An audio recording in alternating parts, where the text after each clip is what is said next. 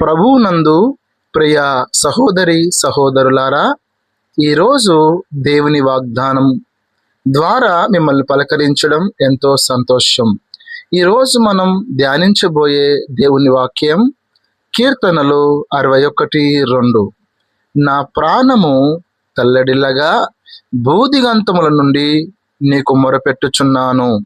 నేను ఎక్కలేనంత ఎత్తైన కొండపైకి నన్ను ఎక్కించుము. ఈ మాటలు భక్తుడైన దావీదు పలికినవి.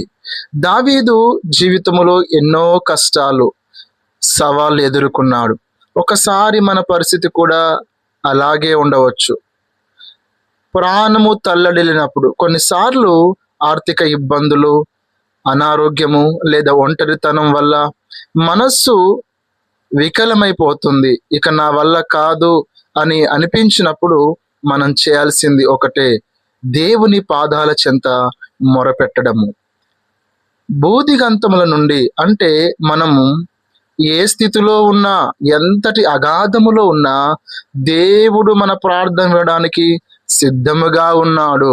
ఆయనకు మన ప్రార్థన చేరని దూరం అంటూ ఏది లేదు. ప్రియ దేవుని బిడ్డలారా, ఎక్కలేనంత ఎత్తైన కొండ. ఇక్కడ కొండ అంటే దేవుడే.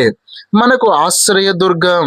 మన సొంత శక్తితో మన సమస్యలను అధిగమించలేం, కానీ దేవుని సహాయంతో మనము ఆ ఎత్తైన శిఖరాన్ని చేరుకోగలం. మనకంటే శక్తిమంతుడైన దేవుడు మనల్ని చేయి పట్టి పైకి లేపడానికి ఆయన సిద్ధముగా ఉన్నాడు. ప్రియ స్నేహితులారా, ఈరోజు మీరు ఏ విషయంలోనైనా కృంగిపోయి ఉన్నారా? లోకం మిమ్మల్ని ఒంటరిని చేసిందని భావిస్తూ ఉన్నారా? భయపడకండి. మీ వేదనను దేవుని పాదాల దగ్గర పెట్టండి.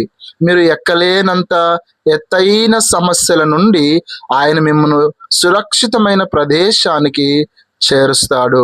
ఆయన హస్తము మీకు తోడుగా ఉంది. ప్రార్థన. ప్రేమగల తండ్రి, ఈ సందేశం వింటున్న ప్రతి బిడ్డను మీరు దీవించండి. వారి హృదయ భారాన్ని తీసివేసి మీరనే బలమైన కొండ మీద వారిని నిలబెట్టండి. మీ కృపతో వారిని బలపరచమని యేసయ్య నామములో అడుగుతున్నాం తండ్రి. ఆమేన్.